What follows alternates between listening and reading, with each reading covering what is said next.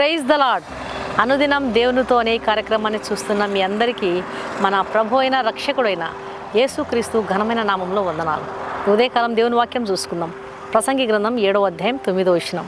బుద్ధిహీనుల అంతరింద్రియముల యందు కోపము సుఖ నివాసము చేయును. తప్పును చూసినప్పుడు సరిదిద్దడం కోసం కోపపడడం మంచిదే, కానీ ఎప్పుడూ నిలిచి ఉండే కోపం మాత్రం మంచిది కాదు. వాక్యం సెలవిస్తుంది, కోపపడుడి కానీ పాపము చేయకుడి. సూర్యుడు అస్తమించు వరకు మీ కోపము నిలిచి ఉండకూడదు అని. కోపం వల్ల ఎలాంటి నష్టాలు ఉన్నాయంటే, కోపతాపాల వల్ల కుటుంబాలు కూలిపోవచ్చు, ఉద్యోగం ఊడిపోవచ్చు, మర్యాద మంటగలిసిపోవచ్చు, పరువు ప్రతిష్టలు దెబ్బతినొచ్చు, అందరికీ లోకువు కావచ్చు, బంధుమిత్రులలో మంచి సంబంధాలు తెగిపోవచ్చు. ఇది వ్యక్తిగతంగా జరిగేటువంటి నష్టం. అయితే ఆత్మీయంగా జరిగేటువంటి నష్టం ఏమిటంటే, ఆత్మీయ జీవితం దెబ్బతింటుంది. కోపం వల్ల ప్రార్థనా జీవితం కోల్పోతారు, మనసాక్షి కఠినమైపోతుంది, దేవునితో సంబంధం బలహీనమైపోతుంది, ఆత్మీయులతో విశ్వాసులతో ఆత్మీయ సంబంధం అడుగంటిపోతుంది. ఇక ఆరోగ్యపరంగా చూస్తే మామూలు వ్యక్తుల కన్నా కోపం అధికంగా ఉన్నటువంటి వారి జీవిత కాలం తగ్గిపోతుందని సైన్స్ చెప్తుంది. నవ్వడానికి 17 కండరాలు పనిచేస్తే కోపపడడానికి 43 కండరాలు పనిచేస్తాయంట. అంటే కోపపడితే శరీరం ఎంత ఒత్తిడికి గురవుతుందో చూడండి. నరాల వ్యవస్థ దెబ్బతిని బీపీలు, షుగర్లు మనిషికి అనారోగ్యాన్ని తెచ్చిపెడతా ఉన్నాయి ఈ కోపం ద్వారా. ఒక్క నిమిషము కోపపడినటువంటి వ్యక్తి 1/2 ఎకరా పొలం దున్నిన వ్యక్తి అలసిపోయినంతగా అలసిపోతాడు. కోపం రావడానికి చాలా కారణాలు ఉండొచ్చు, కానీ క్షణికావేశం శాశ్వతమైన దుఃఖాన్ని, నష్టాన్ని మిగులుస్తుంది. కోపం అగ్నిలాగా తర్వాత చల్లారిపోవచ్చు, కానీ అది బూడిదనే మిగులుస్తుంది. అంటే తీరని నష్టాన్ని మిగులుస్తుంది. కోపంతో అన్న మాటని, వింటి నుండి విడిచిన బాణాన్ని ఎవరూ ఆపలేరు. తీరా అది మిగిల్చేది గాయాలే.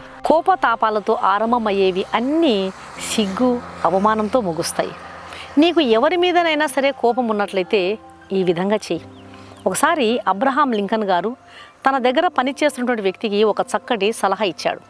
అబ్రహాం లింకన్ గారి దగ్గర యుద్ధ కార్యదర్శిగా పనిచేస్తున్నటువంటి ఎడ్విన్ స్టాంటన్ అనేటువంటి వ్యక్తి ఉండేవాడు.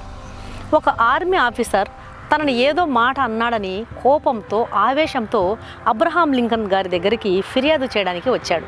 అబ్రహాం లింకన్ కూల్గా స్టాంటన్ను చూస్తూ, స్టాంటన్, నీ మీద కోపపడిన వ్యక్తి మీద నీకు ఎంత కోపం ఉందో, ఎంత భయంకరంగా అతన్ని తిట్టాలి అనుకుంటున్నావో అవన్నీ కూడా ఒక పేపర్ మీద రాయి అని సలహా ఇచ్చాడంట. ఎంతో ఆవేశంతో, కోపంతో ఉన్నటువంటి ఎడ్విన్ తన ఆవేశాన్నంతా, కోపతాపాన్నంతా కూడా ఆ పేపర్ మీద వెళ్ళగక్కాడంట. ఆ తర్వాత ఎడ్విన్ను అబ్రహాం లింకన్ చూస్తూ, ఆ పేపర్ను ఏం చేస్తావు ఎడ్విన్ అన్నాడంట. నేను ఇది ఆ ఆర్మీ ఆఫీసర్కు పంపాలనుకున్నాను అన్నాడంట. అప్పుడు అబ్రహాం లింకన్ అతనితో అంటున్నాడు, నో ఎడ్విన్, నీకున్న కోపావేశాలన్నీ కూడా ఆ పేపర్లో వెళ్ళగక్కేసావు కదా, ఇంకా కోపం దేనికి? నువ్వు వెళ్ళి ఆ పేపర్ను కాల్చేయి. తర్వాత ప్రశాంతంగా మరొక ఉత్తరం తీసుకొని నువ్వు చెప్పాలనుకున్న దాన్ని నీట్గా అర్థమయ్యేలా మరొక ఉత్తరం రాయి.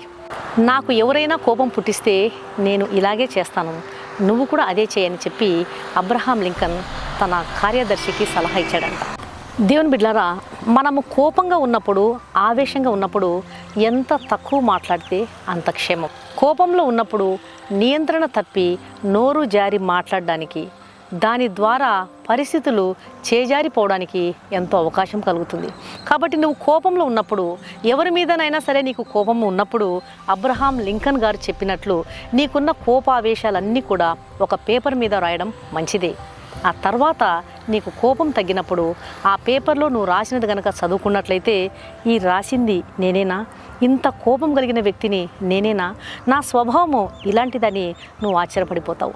కోపం తగ్గిన తర్వాత అవన్నీ మనం ఒకసారి ఆలోచిస్తే, ఎదుటివారికి మనం ఎంత కీడు చేయాలనుకుంటున్నామో, ఎదుటివారి పట్ల మనం ఎంత అసహించుకుంటున్నామో, ఎదుటివారిని ఎంత కోపంతో భయంకరంగా ఏదేదో చేసేయాలనుకుంటున్నామో, కోపం తగ్గిన తర్వాత ఒక్కసారి ఆలోచిస్తే ఇదంతా నేనేనా, నా స్వభావం ఇలాంటిది అని చెప్పి ఆశ్చర్యపోవాల్సి వస్తుంది. కొన్నిసార్లు సిగ్గుతో తల దించుకోవాల్సి వస్తుంది.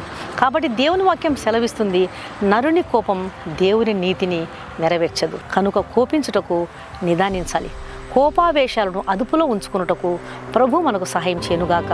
కళ్ళు మూసుకోండి, ప్రార్థన చేస్తాం. పరిశుద్ధుడైన మా ప్రియ పరలోకపు తండ్రి, ఈ ఉదయకాలం మీరు ఇచ్చిన వాక్యానికి స్తోత్రం నాయన.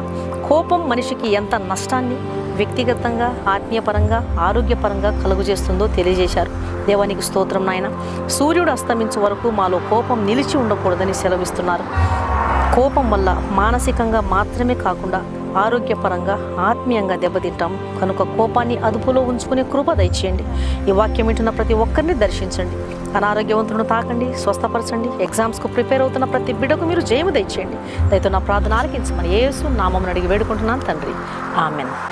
ఈ వాక్యం విన్న ప్రియమైన దేవుని బిడ్డలారా, దయచేసి దేవుని వాక్యం అనేకులు విని రక్షించబడే విధంగా, మేలు పొందే విధంగా దేవుని వాక్యాన్ని షేర్ చేయండి. ఛానల్ను సబ్స్క్రైబ్ చేసుకోండి. మీ ప్రార్థన అవసరాలను కామెంట్ సెక్షన్లో తెలియజేసినట్లయితే మీ కొరకు తప్పకుండా ప్రార్థన చేస్తాం.